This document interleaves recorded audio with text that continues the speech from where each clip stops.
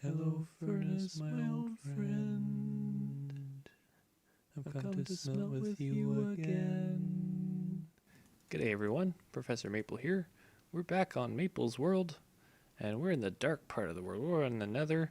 We're gonna experiment. I'm working on the Nether hub, trying to get all these sort of unfinished projects. And you can see down there, down below, that's still work in progress. And actually behind me too, and all these shulkers and stuff around. Yeah, we're working on the Nether hub. Uh, I don't even remember how many episodes it's been since. Well, actually, it's probably more practical to count how many years it's been since I worked on this last. Um, but yeah, we're back on it, and I was working on it. But I've noticed I needed to cook some stone for some things. So I think what we're gonna do is take this opportunity to look at. We'll revisit the smoker a little bit. Revisit the campfire a little bit. These 1.14 blocks. And also take a look at the blast furnace. We've got some blocks here that we can compare to the original furnace. I want to do some experiments actually, and just see what kinds of things that we can get from these blocks and what kind of rates we get from them. That way. Oh, okay, we do get. Oh, interesting. I'm gonna have to craft another one of those. All right, so we're back. I've kind of reconfigured our setup here. I've got house slabs to keep things from spawning while I'm going back and forth and getting things and that sort of thing. But I think what we're gonna do is we're gonna start with the old furnace, the regular furnace that we've had since for freaking ever, and we're gonna test sort of like what it can do, how quick it can do things, and that sort of thing. And then we're kind of going to move on and compare to the other blocks here. So the furnace. So we can put in either blocks or food. It'll do either, and it takes about. Well, actually, I'll show it on screen. I'm not going to count out the seconds, but takes a little bit of time to do one item. And of course we've got an old bucket in there from our bucket of lava, so we'd be able to collect that, fill it up again, put it back in the system, and Bob's your uncle kind of thing. In the meantime, I'm just gonna replace it with one of these if I need to. But that bucket of lava will keep it going for probably the whole stack of items, I would think.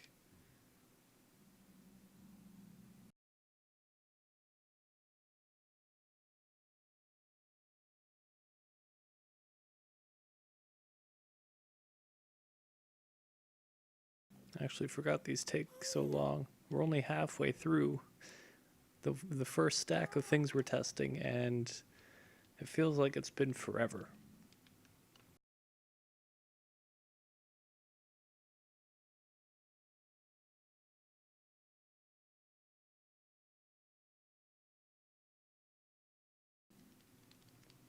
All right, so as we get to the kind of the home stretch here of cooking our lovely raw cod, the other feature of the furnace is that it can cook, or it can. Is cook quite the right word for it? It can significantly heat up. Yeah, sure. We'll say cook for the time being. It can significantly heat up or cook things that aren't food. In this case, we're going to use stone here just as soon as this cod is out of the thing. So it looks like a stack of food. Basically equates to a stack of, or a half a lava bucket in terms of fuel economy there. Well, I hope the lag actually lets me get this in. I think we're going to lose a little efficiency there just because of the delayed entry in there. But I'm going to guess that this is going to take about the same amount of time as the cod did.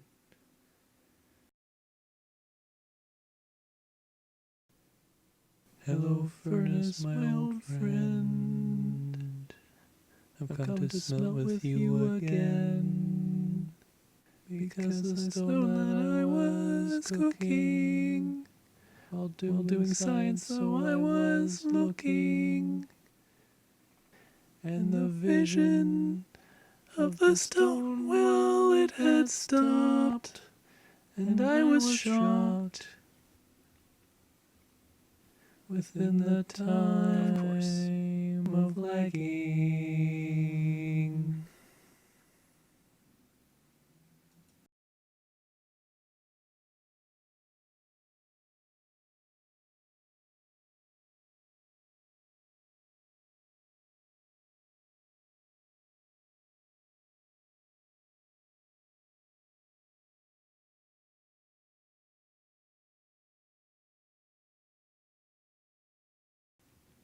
All right, so we're just going to leave that running for a little bit there. In the meantime, grab some extra test fish. So we're going to look at the blast furnace next. So the blast furnace works similarly, but you'll see it doesn't actually cook food. It will only cook stone and ore, or not even stone. Okay, I'm learning a thing here. All right, so it will only probably cook ore then. So I'll come back with some of that to test this. I have a half stack.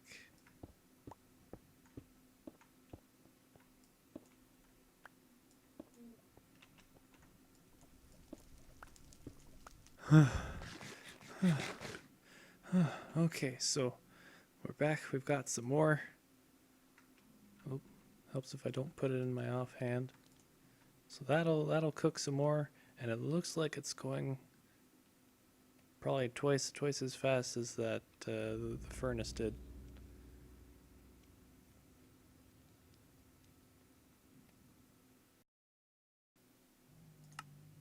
And it looks like, okay, all right.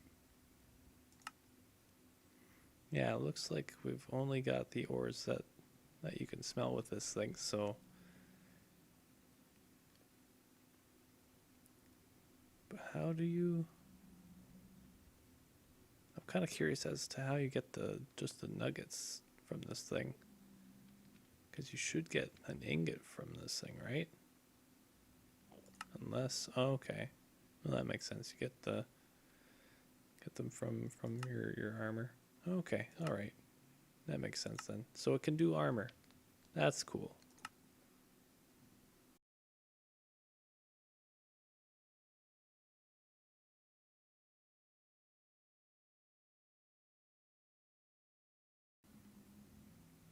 Okay, so it looks like it takes probably about half the time to cook ores, but it uses more fuel.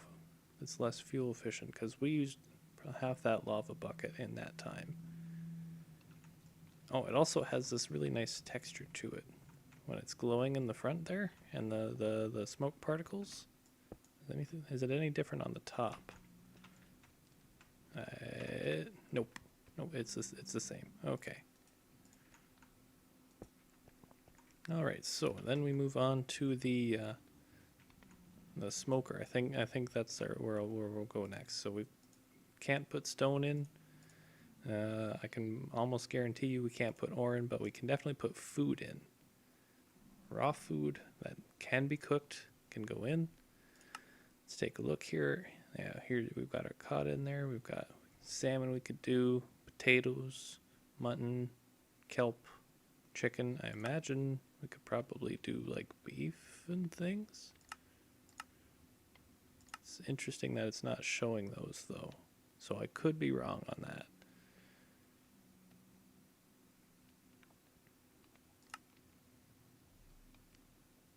And it looks like it's about the same speed as the blast furnace is for ores. So about half the time to cook things, give or take. But it might be just as fuel efficient as the furnace. I'm not seeing any gray pixels yet in that flame art there.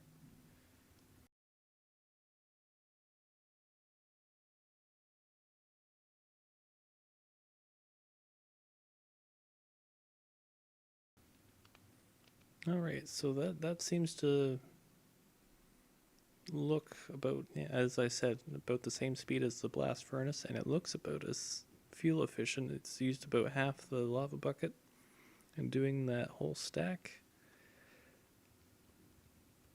And we'll just be done in a sec here, just so I can use the footage later to confirm times and rates and stuff. It's got that nice little fire with the glow in it, and I like that. But I think it also has a little bit of texture. Yeah, it's got the particles coming out of the top there in the smoker, and that I like that. It's a little different than the others. It's kind of neat. Well, it's different than most of the others. This campfire is going to be different than pretty much everything else here. It doesn't use fuel.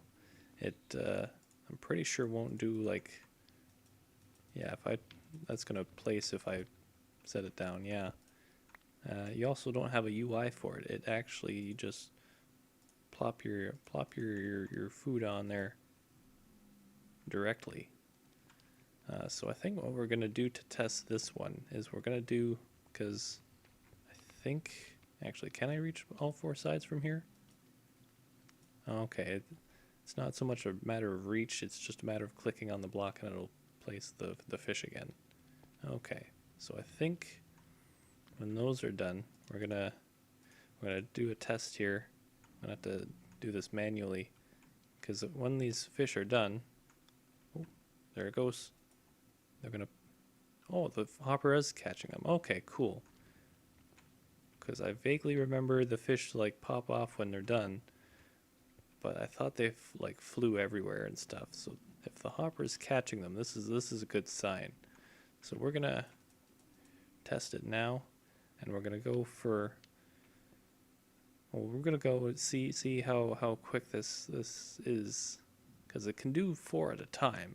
Like theoretically, it should be quicker, and it is already more fuel efficient in that it doesn't consume fuel. You just need like a coal or a charcoal to craft it with a bunch of like sticks and things.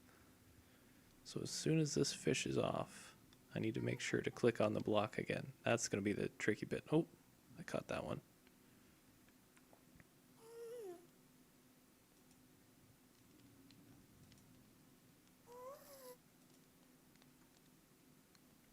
It's hard to see all the fish at once.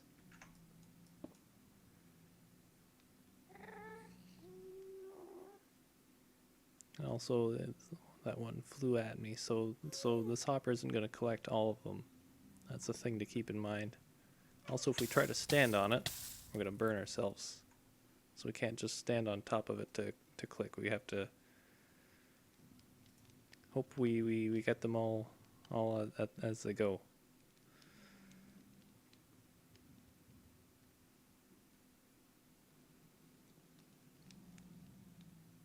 Could we just, okay, I'm going to try just holding the right click here. See if when this fish goes, does it place my next fish? Yep, okay, cool. So we could just hold the button. All right. I might start this test over then. Yeah, we're gonna start this test over.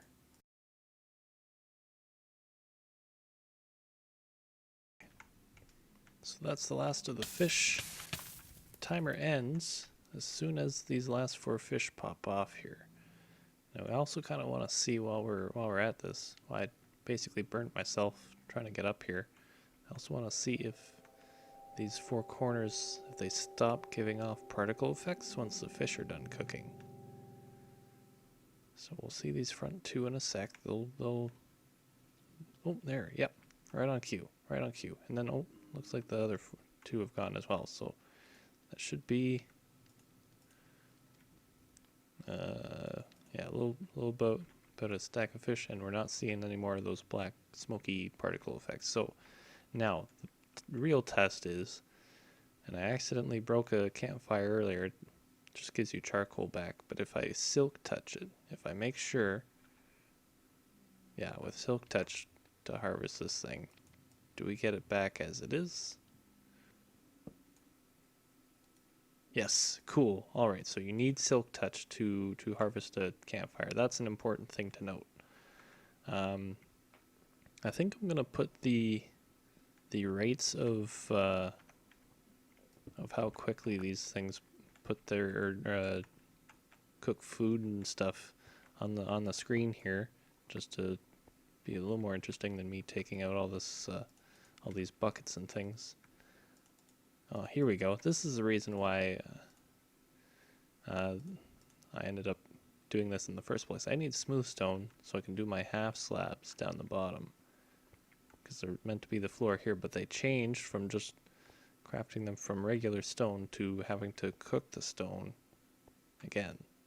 So now I need this to make those.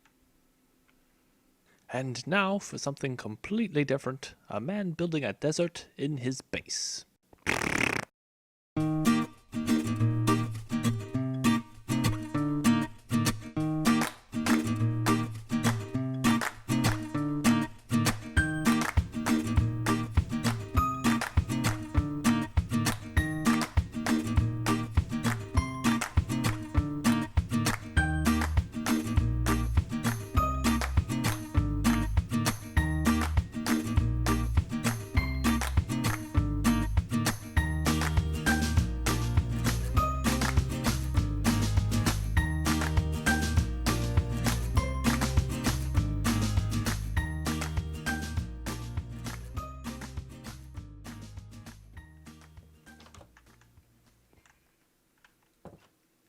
Alright guys, let's take a look at what we've got over here.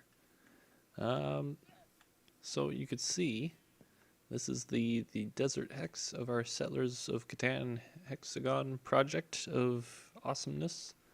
We've cleared out all the spruce trees, we've cleared out all the grass. It's lovely and arid and makes me feel really warm just by looking at it. And so I guess we're gonna kind of start off with what we've got, and then kind of go with where we might be going with this. So I made sure we have a path, not only that goes along here to continue the path up to that hex over there. So this is the design that kind of came out. Originally, I was just gonna have like half slabs down a half block, and then stairs kind of lining them along the side here. Then we still have the remnants of that here, but it looked kind of boring, and I was like, what else can we do with this to make it look like sandstone that people have been kind of walking through the desert on to kind of get to wherever the heck they're going. I'm gonna add some half slabs as we go here. So I decided to use mostly stairs for this, and the inside as well. These sort of bumpy looking ones, those are just because generally when you get a sandstone block, it's smooth on top, right?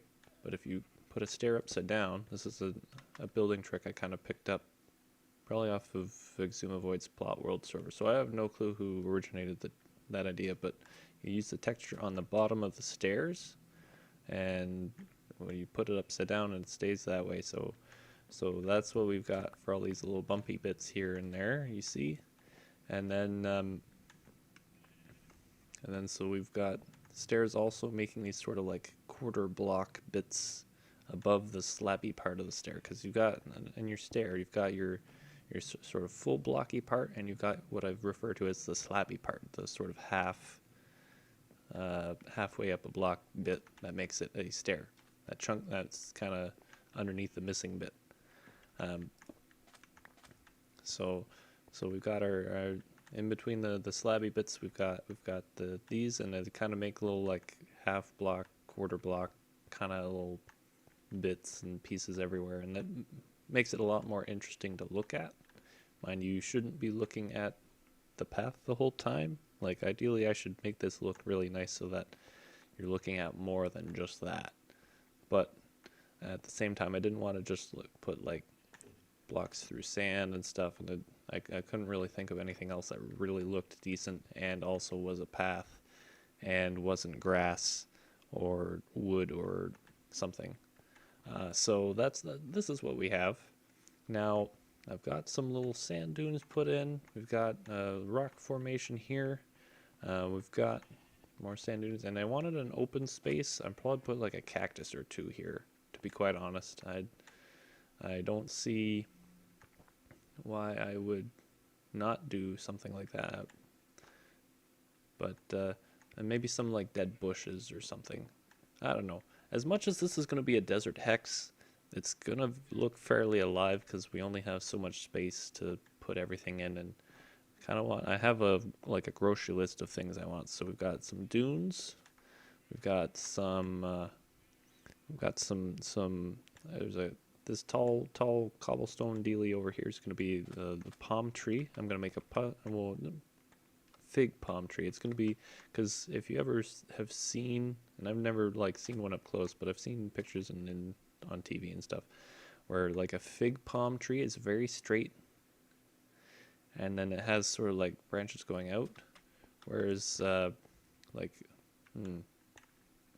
but not very far, and it's sort of very kind of like a kind of like a, you know, the ball on the end of the stick kind of lollipop versus the, oh, I guess they don't make lollipops that look like that dragon blood tree over there, but you know, like a bit like this birch tree, but a little less out with the branches everywhere kind of thing. It might just be easier to show you it when it's done. But yeah, I'm still debating because I think because this is going to be the spruce themed hex as well. Still, this is what it's made of. It's what we're going to do. So I don't know if I want to use stripped spruce logs or if I want to use because the composter texture. If we go over here, we could see barrel composter texture that looks very much like a palm tree kind of thing. And if it's a fig palm, it's fairly straight up and down, then we don't have to worry about like trying to figure out how to branch the composters off and stuff. We just, you know, we just have them up and down and we're good to go. So I'm gonna get to experimenting with that in a little bit here. So we have our path, which goes to the launch pad here, brings us up to this hex that I have never really used for anything other than making sure my books down in the library hex don't get wet. That's really the only reason I ever put this here. Oh, and so that lightning doesn't strike them. That's important too. But now, well, yeah, I guess we're gonna get into some of the lore here. So if you remember when we were building when we were fiddling around with the banner designs and the loom here, so the people who live in this sort of banner shop that they live in, it's a kind of combination there. They sell these in the lore of the world that I'm creating. They sell these banners to the raiding parties and stuff. They make them for them, or yeah, I guess they make them for them is probably a little more accurate. They probably don't sell them. They just don't get hurt if they keep making them for them, which may be costly. So anyway, so the lore is that the raiders come to that person to coerce them to make their banners. But what if we kind of tie this in with the settlers lore a little bit? And I know a few episodes ago I mentioned that Settlers of Catan, with the Robert being from the desert, is racist. You can't really get much from the desert other than, actually maybe Settlers of Catan is racist because the robber comes out of the desert. I'm not sure how I feel about that now. I don't feel good about that. That is still true, and that's just because they perpetuate just because I make it sound like it's a little thing. The game kind of perpetuates the perception of people from the desert not having a whole heck of a lot and needing to steal to stay alive and get on, that kind of thing. Which, if you've ever seen pictures of current day Dubai, that's definitely not always the case. So I just want to make sure that we're kind of focused on, this is just a story that we're playing out in this world. We're not I don't endorse it, but at the same time, I want to tie this into the lore of both Minecraft and Settlers of Catan, because that's basically what all this is. It's a love for Minecraft, it's a love for Settlers, and it's a love for, well, it's kind of the two meeting together and what kind of comes out of that. So, what we're gonna basically do is have like a path that leads up to this hex here, and in this hex we're probably gonna have some sort of either like a raider village or some sort of a monument that they have, or both. Maybe they have a temple in the village.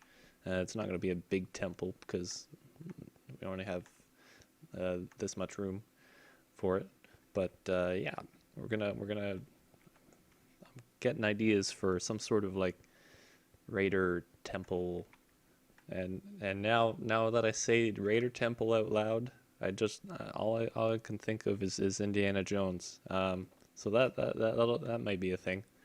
We'll see how that goes. But anyway, I'm gonna kind of just keep going here. I'm gonna maybe work on the plants next. Plants, and then there's also gonna be like a little oasis go in here.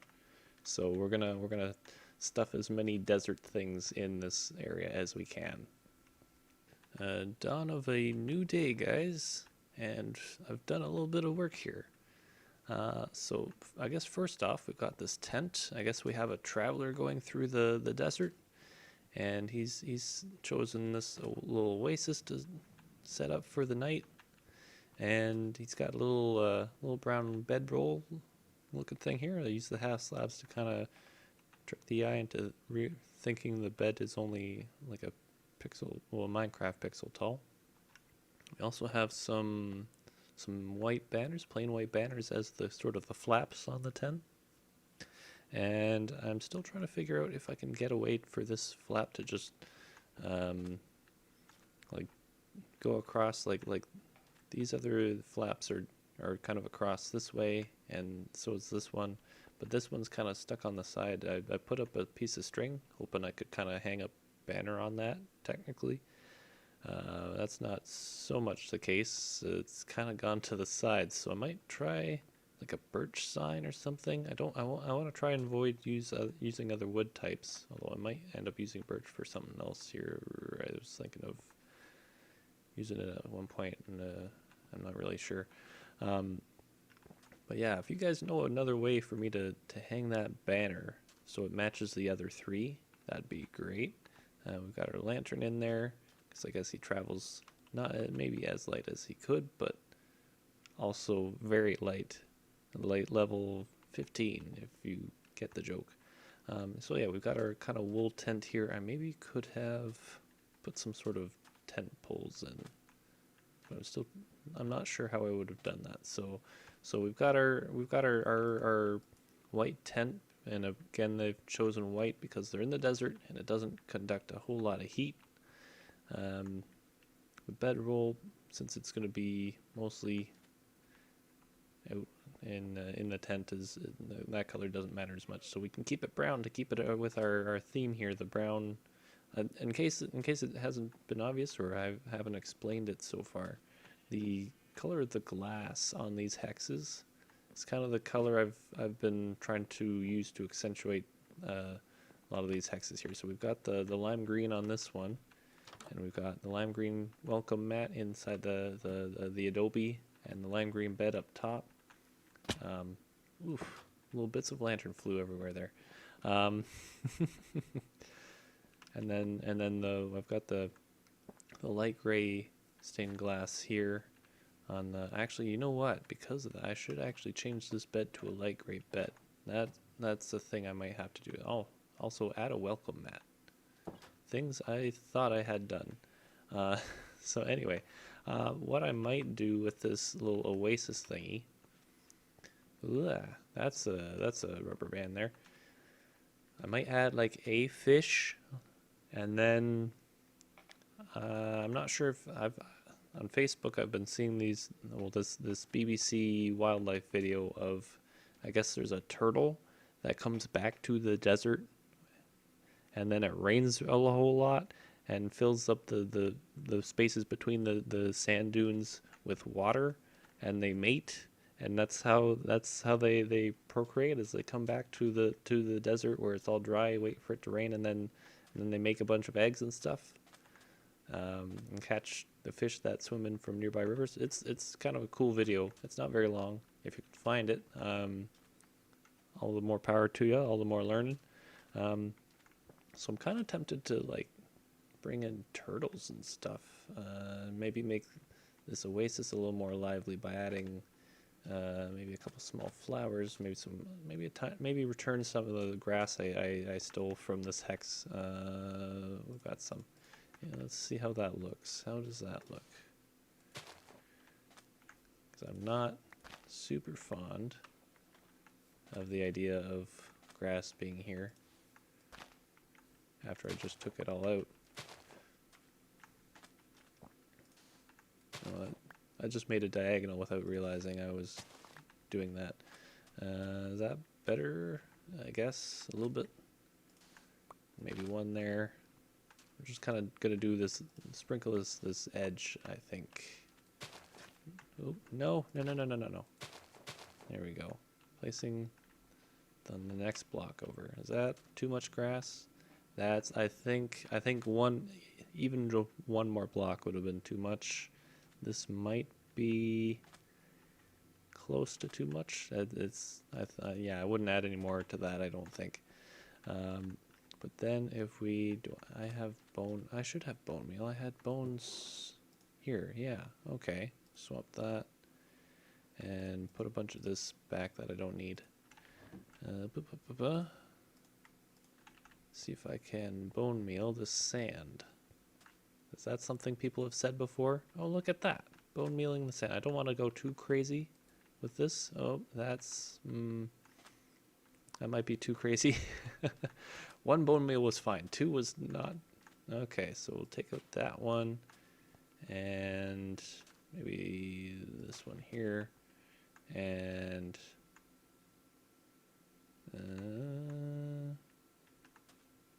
that one, because... there, okay, yeah, that's maybe not too much. Yeah, so then we'll maybe add like a small flower or two, and then there are no brown flowers, so I can't really like say, oh yeah, we'll just add this and it'll fit the theme. It won't, whatever we add won't fit the theme. But ooh, actually, you know what? Since we're never gonna have a swamp hex anyway. Oop, that was too far. That was way too far. Okay, here we go. Had to take the long way. The stairs are a bit long here. Well, actually, I don't need this bone meal anymore because we're not going to be working with too many more plants. Surprise. It's the desert. What did I come down here for? Oh, you know what? I have somewhere in here, if I choose the right chest and the connection works with me. What's our half-foot bars? I should be fine here. Shouldn't be having this very issue that I am having. There we go. Butterfly fish, sunstreak. I might try. Actually, no. I think a cod would probably be better for that. But yeah, I'm thinking about putting that one fish in there. And then, oh yeah, the flower. The flower is what we came down here for. I'm going to use my favorite, the blue orchid. I'm going to bring 3, but we probably won't plant all of them. Oh, and we're going to try. I'm apprehensive about doing this because of all the cactuses, so we're going to just... let's see. We're not gonna use more than half of the turtle eggs that I have, because if things go bad with all these cactus, then at least I won't lose all of them, and I might be able to use them for a different project.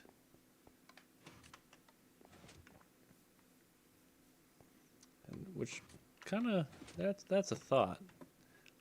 Did anyone know if baby zombies go after the eggs and can damage them, like the turtle eggs? That's a thing I wanna maybe look into a little bit. So we're gonna grab some water, a big drink of water. Gonna try our eggs. We're gonna place them right. It's tricky. I'm gonna have to keep it daytime, I think, because I think they can pathfind. Oop! I just stepped on the eggs. Nope, no. Okay, no more stepping over there. We're gonna keep an eye on those eggs.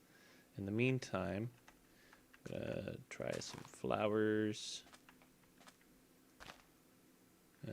That would have been stomped if he had put his tent up. Right. So we can't put flower there, but maybe there. And maybe here. And then, oh, maybe I do want some grass. I'm gonna grab some grass. Grass some grab. Not again. Every time. Alright, so I think we've gone long enough. We're already like 40 minutes in, so I'm gonna end it here. We're gonna finish this next episode. And until next time, have a good now, have a good later, and we'll see you next time from the desert camp on Maple's World. Goodbye.